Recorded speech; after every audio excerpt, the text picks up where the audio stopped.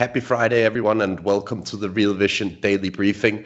I'm Andreas Steno, sending to you live Friday, October 28th. Today, we're going to ask the question, is this the melt-up before the meltdown? But before we get to the answer to that question, I have a word from our CEO, Raul. Things are tough out there still, even though we have equities up on the day, and we want to stay true to our mission to help investors. So remember that we have reduced our price of a subscription of the essential tier at Real Vision to $99 for the annual subscription, and a subscription to the plus tier is just $400. This discount code will run until the end of October. But back to the question, is this the melt-up before the meltdown? We've seen positive equity markets again today, and with me to discuss this exact question, I have Michael Guyett. Michael, it's good to see you. Always a pleasure, you know that. Michael, I think it's 10 days back, we talked about this market and the extreme negative sentiment around equities. What's your take on what's going on in equities these days in relation to this sentiment debate? So I've made that point before, that the one thing tops and bottoms have in common is overconfidence by the crowd, right? And while nobody can predict the future, you can identify the conditions under which something is likely to occur, right? Now, October 2nd, I put out a tweet that basically got a lot of impressions and attention and got a lot of insults, where I said the end of the world is at hand. That's why a melt-up in stocks is about to take place. And I said that because the pace at which yields were rising really became, in my mind, a systemic event, right? Because you can't have $300+ trillion of global debt where the cost of capital is acting as volatile as we had seen. So because that was an end of the world scenario, it was a very simple calculation in my mind subjectively. They, in quotes, will kick the can down the road.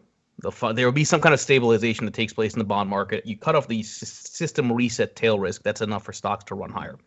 I put that tweet out. I can't tell you the amount of insults I got. And I'll tell you, because I used to write and be one of MarketWatch.com's top writers for a while. Whenever I would make a contrarian case for something after a prolonged trend, I would see the same kind of sentiment that I saw throughout this entire move in October on Twitter, meaning people that, rather than trying to keep an open mind and look at data changing, people that were so entrenched in their existing beliefs to the point where they felt the need to actually personally attack you. And I've used that line before, you know you're right when the counter argument is an insult. The sentiment was so unbelievably dark that we were probably due for a move higher. Now, this is a really important point, which I think people really are not appreciating about the way the stock market has behaved this year.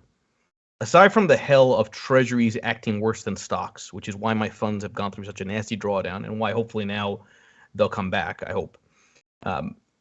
You look at the number, I keep referencing this tweet, the number of this data point, the number of weeks that the S&P 500 has lost money as a percentage of the year was at 64%, the most since 1931. There's this saying that it's staircase up, elevator down in terms of markets, right? You go up gradually and then very suddenly you have a big give back down. Shouldn't the same logic apply the other way too?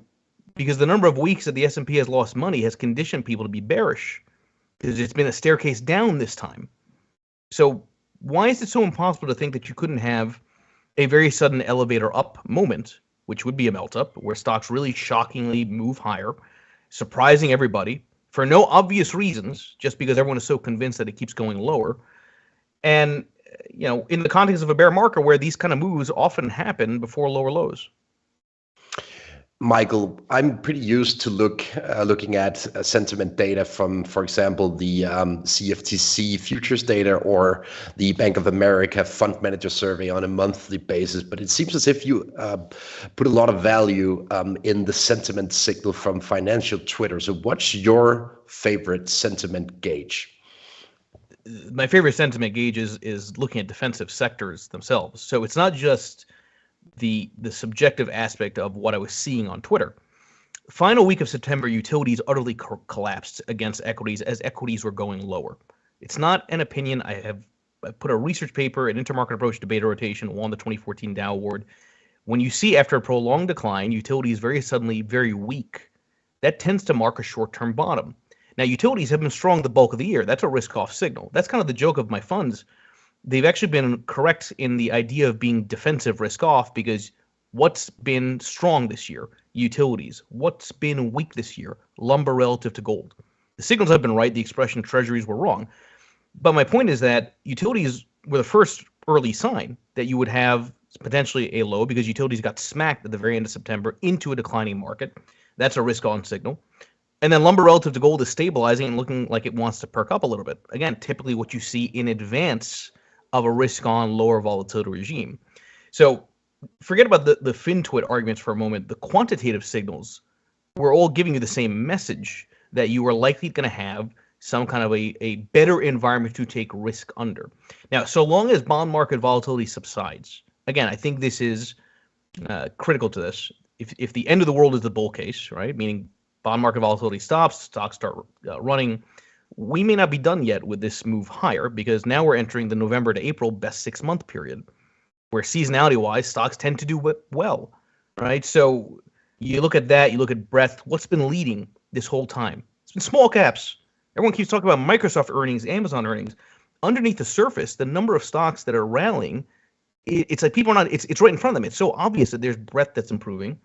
And then the other component real quick on this is that part of my thesis is that the dollar probably on a short-term basis topped. So you have to also cut off not just the tail risk of the bond market volatility, you have to cut off the sovereign debt risk, which a strong currency puts you in front of, right? Increases the risk of. The dollar looks like it wants to go lower. If it does, that's another reason for stocks to go higher because you cut off that boogeyman, which is some kind of sovereign entity defaulting. And I was one of the very few people earlier in the year basically saying, yeah, there's a sovereign debt crisis coming, given the way the dollar had been behaving back then. But I can't imagine the policymakers are that stupid to now not see that coming. That's why you're seeing some of the dollar swap lines get accessed. So, the data is changing. The underlying dynamics have improved. And unfortunately, people seem to think that you need to have a narrative and a catalyst for the move to happen. The narrative always follows price. Yeah, that's a very, very fair point. In terms of headlines this week, I think we've seen probably more than a handful of headlines referring to the hopes of a pivot from global central banks as sort of the catalyst for the price move higher in equities, but you refer to the bond market stabilization as the catalyst on Twitter time after time this week. What's the difference between those two arguments, Michael? It's interesting because I've used that line before, right? The Fed doesn't own the bond market owns the Fed, right? So the bond market will do the pivot, right? And the pivot doesn't have to necessarily be rates dropping. I think this is the problem that a lot of people are saying. Pivot means that rates have to drop. No, pivot just means that the pace at which yields are rising abates, that it slows down. As I keep going back to that point, if yields were to have kept on rising the way they had been rising up until this most recent stabilization, I think this week, 30-year mortgage rates would have been at 20%. I mean, the bearishness in the bond market without the context of the leverage in the system is absolutely stupid. I mean, I saw a lot of that stuff, right? That was what I was saying, the end of the world. So whether the Fed changes its wording or not, the bond market has already said the dynamic is different now. At least I hope. If we look at retail flows versus institutional flows in the context of a melt-up, we've seen that institutional investors have answered in the Bank of America survey month after month, basically for a couple of quarters in a row, that they have a bearish positioning in equities, they take less risk than usual, etc. But it seems as if the retail flows have been at least slightly more optimistic than the fund managers on average over the past couple of quarters. What do you make of the dynamics between retail flows and institutional flows in the context of this potential melt-up? Okay, so this is an interesting discussion back to small caps for a moment, right? So I'll make the argument that institution cares more about large caps because they're large and they want liquidity. Retail, in quotes, right? That retail trader probably is more focused on smaller cap names. Retail has been in a bear market since February of last year. Okay, that's when a lot of these innovation stocks peaked. It's when small caps went sideways. It's when emerging markets peaked. I keep going back to that argument that the bear market started February 2021. We've already been prolonged in this because that's when breadth topped, which is probably what retail was largely playing. It's funny to me. the GameStop saga with hindsight was late January, and it was like a week or two afterwards that the breadth of the market started going sideways and started deteriorating, right, with small caps. So it could very well be that, assuming that's the case, which I've seen data that suggests actually could be the other way, that retail, just in terms of put activity, is probably even more bearish than people would think. But it kind of makes sense for retail to want to be a little bit optimistic because we've been going through this for so long. This is not a new dynamic. This is already a very prolonged period of weakness. And maybe some retail is saying, you know what, you're probably due for some kind of move higher too. I recall we saw a kind of a similar melt up in equities in the late summer. Yep. After the inflation report of August showing at least signs of abating inflation pressures in the US. What do you make of inflation into year end in the context of this potential melt up? I have to say, it drives me crazy to no end that people say rates have to rise to a level above inflation. It's complete nonsense. Inflation's lagging. So whatever CPI we're seeing is based on rates from months ago. Right? It's just people are so used to this instant gratification and the idea that everything moves so quickly that they think that the Fed has to keep on its warpath. And for all we know, inflation may have peaked. Okay, it may have. The damage, by the way, is done. Okay, meaning that no matter what, housing's probably going to keep being weak. You're probably going to have consumers with a lag suddenly start to realize that, wow, their credit card interest rates are going up. Okay, so the damage is done. But for all what we know, because nobody knows the unknowable future, it's not impossible to envision a scenario where a year from now we're talking about disinflation or even outright deflation. In other words, the Fed could have already overshot because maybe inflation already peaked, right? And this is what I think is being missed by a lot of these narratives around elevated inflation. Nobody knows how the path is going to play out. The path is everything. People talk from a macro perspective in terms of endpoint. How you get to the endpoint is all that matters. Speaking of the housing market, it's by the way been a tremendous catalyst of the core inflation measure over the past 2, 3, 4 months. Again, a lacking measure of true rental growth in the economy. But we got new data today. Pending home sales fell by the most in 2 years. So if we look a bit ahead for the housing market, I know that's of great relevance to a lot of the audience as well, Michael. Can we have a melt up in equities and a substantial drawdown in housing at the same time? First of all, this year has clearly proven that you should not be surprised by anything, right? I mean, I follow rules-based strategies in my funds, ATAX, RORO, JOJO, and they're predicated on treasuries being the risk-off safe haven. This is the only time in history 1 out of 20 of the largest drawdowns where treasuries have done worse than equities. Nothing should surprise anybody in general. Now, having said that, this is why I don't think the bear market's over. Okay, because you probably are not going to have the end of the bear market in stocks until you've ended the housing bear market, to your point. Because at the end of the day, how do you break inflation? With homes. How do you break consumer spending? With homes. How do you break consumer confidence? With homes. Right? So that's still early. Right? And yeah, at the periphery, obviously, to your point, some of the data is actually looking pretty concerning. I don't think you're going to necessarily have a crash, but who the hell knows, right? But this is what's interesting, right? So as we're talking about this, lumber is looking like it's stabilizing.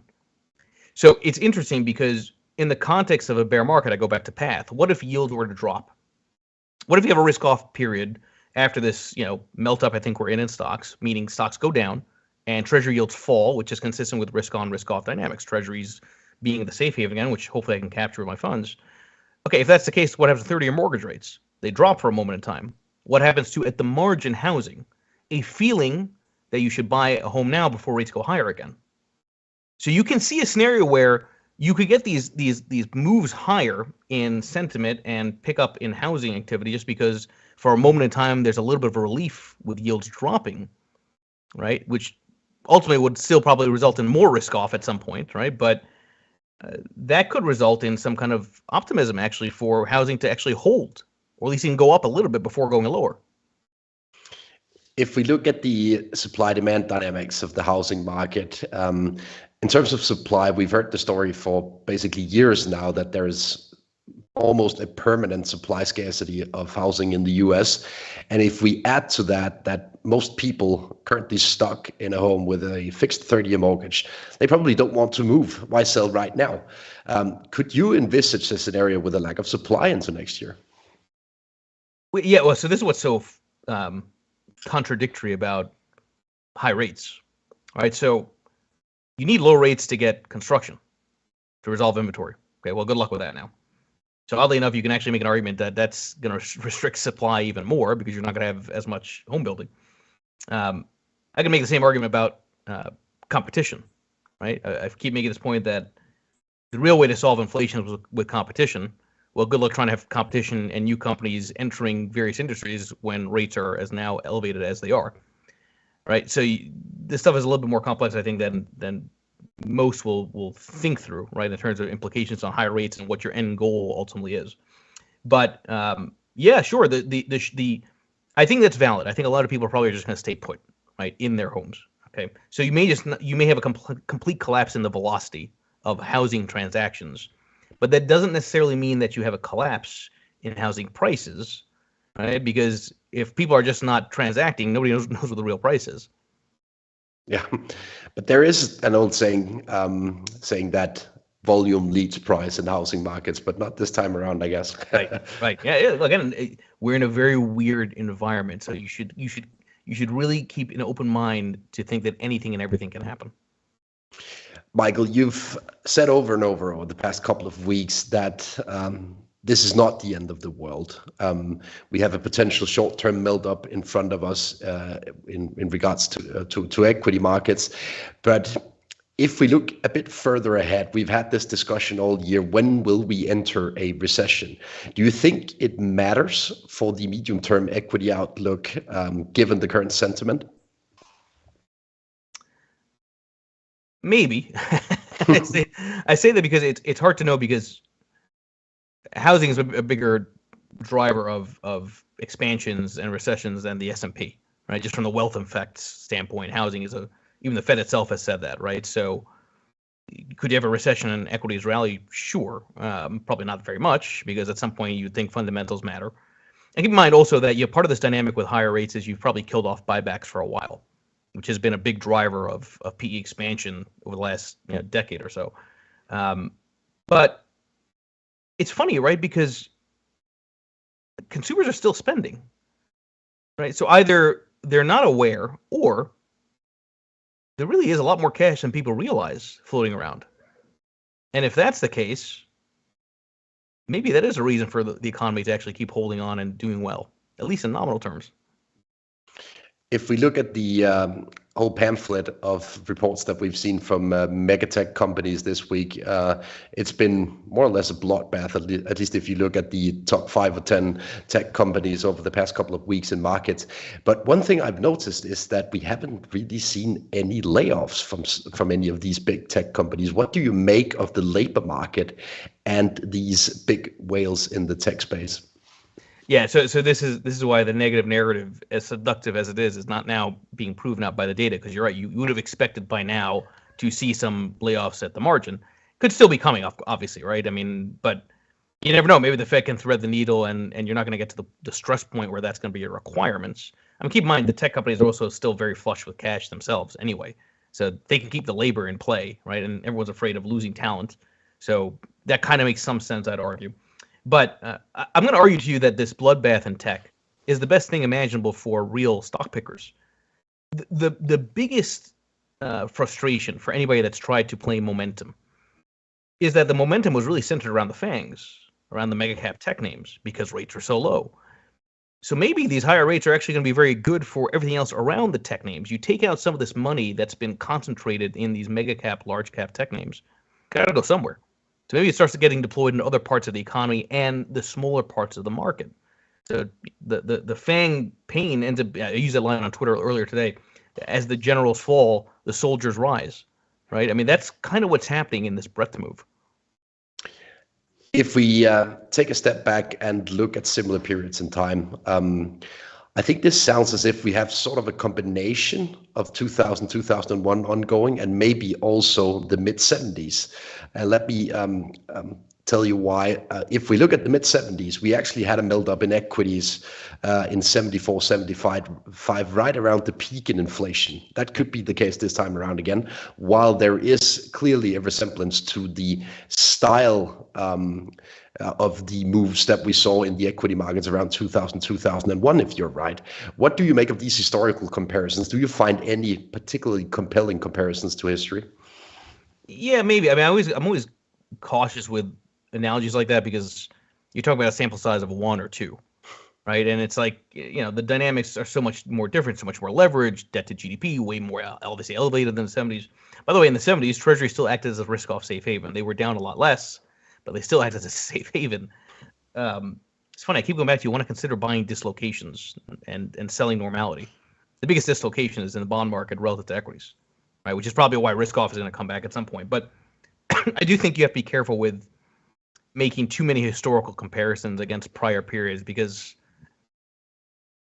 things are so much more different than ever before in history. Things move faster. The constituents of the market's averages are very different. As long as the cause and effect dynamic of interest rates hasn't changed, that's really all that matters, right? You don't necessarily have to kind of look to other periods, I think, for what happens around it. Interest rates really should encapsulate the most important data for the economy. We have a great question from our audience. Bo on YouTube asks you, what saves the government and the treasury market at this point? Do they need to break it so badly that U.S. treasuries become the TINA and yields drop to actual clients buying hand over first? I don't think you're ever going to have retail being the buyer of last resort. Or the private sector is the buyer of last resort for government debt because everyone knows the debt, right? So it's like, that's the funny thing about this environment for treasuries and government debt. It's like they have to bail themselves out, right? We can't. The private sector can't do it for the public sector. The public sector has to do it for itself because nobody trusts the public sector, right? Because of inflation, because of the complete incompetence among various political parties and leaders in every country, right? So. That's why I'm not convinced of that argument. I know there were some Fed officials that were arguing that case, right? It's like, rates will rise until people buy them. That assumes that people are rational. People are not rational. We have a question also from the YouTube channel in relation to natural gas. We've seen almost a landslide in the price of natural gas in Europe, and the price of Henry Hub natural gas in the US has followed, right? Do you think there is a connection between sort of the relief in energy space and this recent melt up in equities over the past couple of weeks? Yeah, partially. I mean, part of the bond market stabilization should come from commodity prices collapsing like natural gas, right? Because it's a form of cost push inflation. So there's a logic, I think, to that, right? In terms of collapsing natural gas should mean volatility and yields also abates because now that's less of an inflationary pressure at the margin. It is funny though, and I know you've been on top of this with Twitter on your phenomenal handle too, right? It's amazing to me how everybody was just constantly talking about this natural gas crisis and showing all these parabolic charts. And I keep going back to recency bias is real, right? Like people really do extrapolate the most recent trends and think it's going to persist forever. It's very hard for people to think in terms of mean reversion, right? And that's what's happening now in that space, right? In the natural gas space. So I keep going back to that point. Opportunity always exists when the crowd thinks it knows an unknowable future. And I think that explains partially why the bond market stabilization is here. And I think you're absolutely spot on that we had one of these extremes in terms of sentiment also in the natural gas space into early September when prices of natural gas and electricity peaked in Europe. We get a ton of questions on your time horizon for this melt up story, Michael. And I think that's one of the trickiest questions to answer at all, right? What do you make of that debate on the time horizon? All right. So conditions dictate probabilities dictate outcome. Okay. So from the signals that I track right now, it looks like probably into early December, you're probably okay. Right now, it can continue because if the relative strength keeps on weakening for utilities against the market, if relative strength keeps on improving for lumber to gold, all that would suggest that on a go-forward basis, that can continue. That sort of melt-up scenario can continue. I'll be I think it'll be amazing to watch FinTwit melt down if the Dow Jones Industrial Average turns positive for the year, which is not impossible.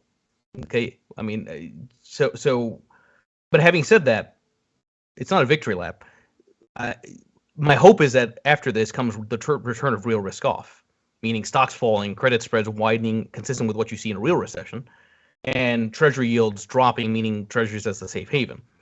I actually really, really want to see that selfishly, right? Because that's how my funds really have a big comeback. You get this risk on move right, and then go risk off into treasuries, and this time treasuries do what they're supposed to do while stocks go down. Right? I would love to see that, so I'm a little biased, but from the signals that I use, which are consistent with this quant work, all these different research papers that won these different awards, time frame wise, you're probably good for at least a month.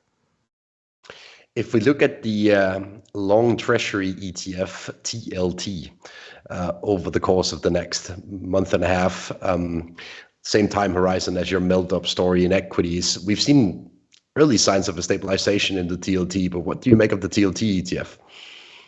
Well, I was joking. It's like, I think for Halloween, I'm going to be the TLT ETF to scare the ever-living crap out of everybody, given how unbelievable that price and yield obviously has behaved.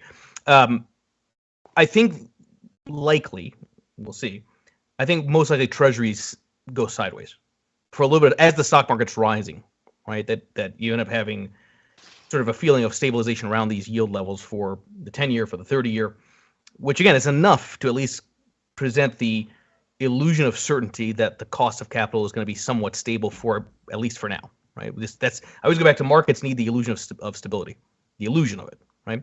So then hopefully the risk off happens, meaning then it picks back up and then stocks go down, which again is what I'm hoping for. But you always want to consider buying dislocations. Okay, so the biggest dislocation I would argue is in quality bonds relative to junk debt, because what's happened here is if you look at AAA bonds, a lot of them are trading in terms of at least the funds below their COVID crash levels very deeply, including BBB, whereas junk debt is trading above its COVID crash levels. You can look at LQD or AGG. Okay, LQD for BBB, AGG AAA.